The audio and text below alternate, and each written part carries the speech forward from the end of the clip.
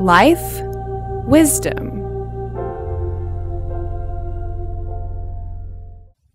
Acid reflux and cholesterol medications. Yep. These are some of the most commonly prescribed medications out there.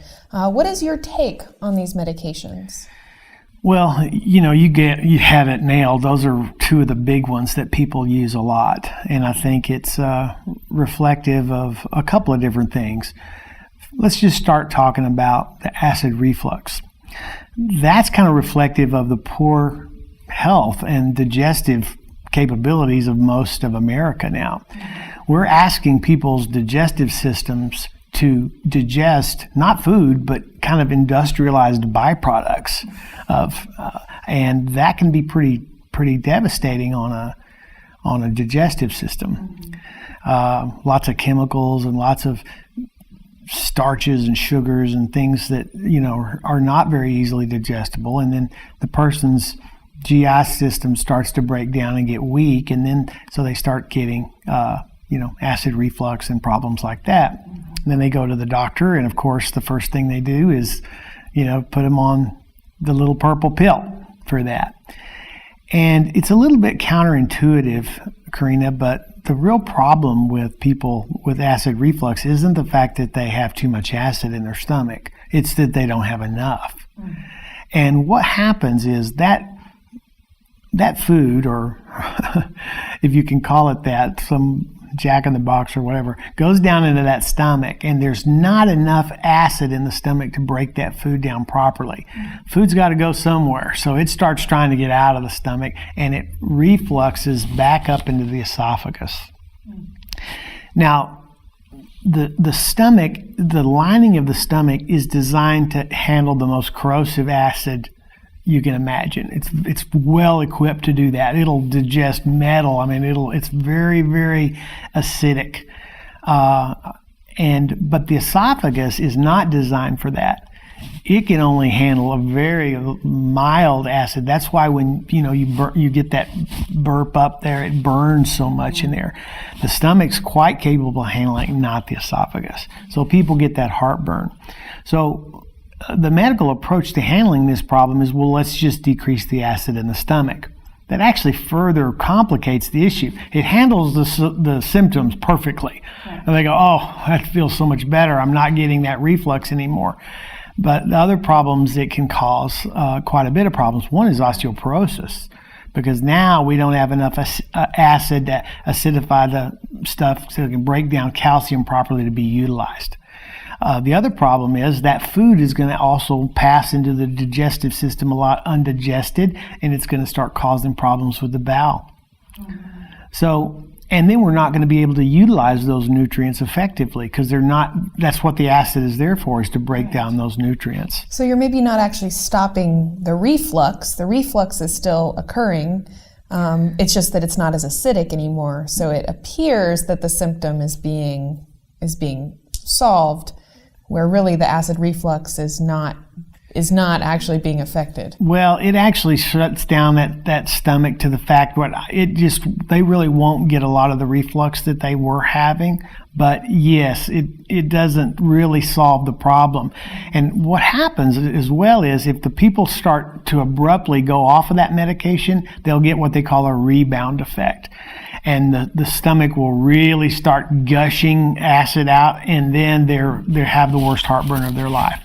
So if somebody wants to get off of these medications, what we do is we put them on to a digestive enzyme, which basically goes in and it helps to break their food down. It gives them more of the acid that they don't have. Now the food is broken down properly. But the neat thing about this is, at the same time, it starts to regenerate the stomach's ability to produce these enzymes in the pancreas and those kind of things, so that it can actually start to break the food down, and now the person really doesn't need those. And then with their medical doctor's help, they can wean themselves off of those proton pump inhibitors or acid reflux medications while they're taking these enzymes, and then over time they don't need them at all. The longer somebody's been on one of those, the longer it takes to wean them off. I had one lady that it took her literally a year to be able to completely get off. Now, that's kind of unusual. Most of the time, 6 to 8 weeks, a couple of months, you're done. But this lady had been on them for so long, and her digestive system was so weak that it took quite a bit of time.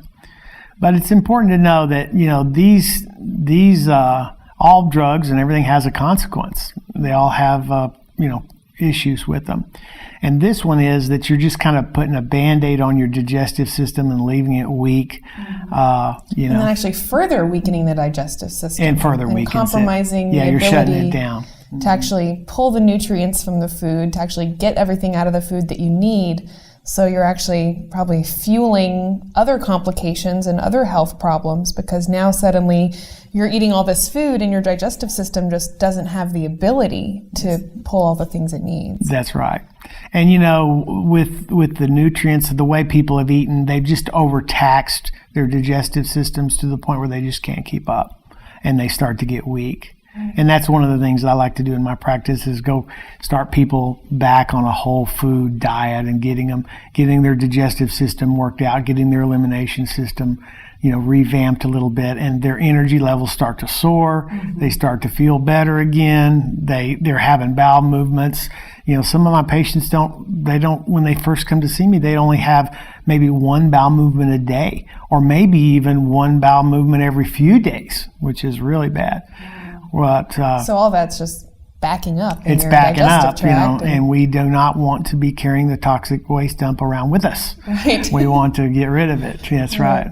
So what are some of the problematic foods? You kind of mentioned the really intensely processed foods when you turn over the label and it's just a huge list of chemicals. Sure. And then you just mentioned whole foods just now, so kind of maybe the difference between fruits and vegetables, very real foods that aren't packaged and processed. Sure. Well, whole foods all have their enzymes in the food that helps to actually break it down.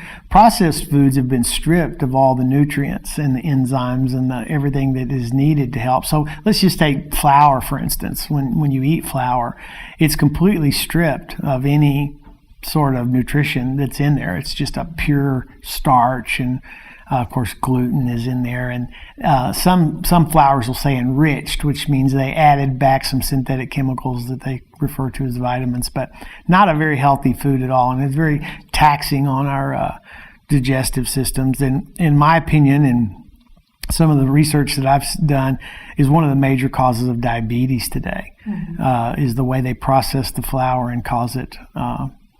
No real nutrients, just a real smack on the pancreas, head. It really causes that pancreas to have to work, and then that leads to, diabetes. Right. And as opposed to a whole foods, grain. yeah. Well, and whole foods actually are, they, like I said, they've got the nutrients and the enzymes and stuff in there to help break them down.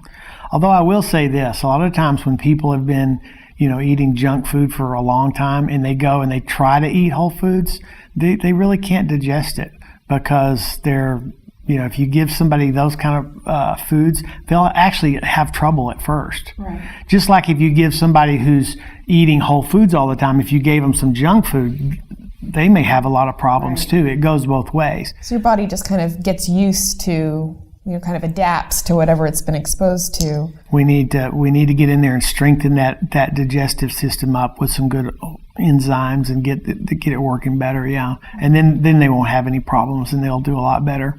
Wow, so it sounds like these drugs could really cause, not only not fixing the problem, but even worsening the problem. What recommendations might you offer to people who maybe are already on these drugs, or who are experiencing heartburn and have been thinking about talking to their doctor? Well, I would definitely get with a healthcare practitioner who could safely guide you through this landmine. I mean, digestion is way up there as being important, along with elimination, right? Both very, very important things. And you want to make sure that you're handling it properly. And to get some professional help with that would be real good. But basically, you're going to be changing your diet. You're going to be eating whole foods. You're going to be maybe taking some things, natural digestive enzymes that will help to bolster your digestive system as well as help you break down the food that you're eating. And this can take time for the body to heal. We have whole programs that are designed to do nothing but rejuvenate the whole digestive and the gut lining. And so it's not just a real simple matter of maybe taking a few pills. It can be a little bit complicated. So I would encourage everybody to get some help with that. Well, thank you so much for joining me today. And thank you for joining us. Please be sure to leave your comments, topic requests, and questions, and subscribe to the Psyche Truth channel so you can see all of our future videos.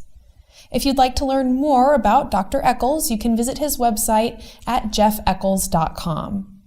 Thank you again for watching, and I look forward to seeing you again next time.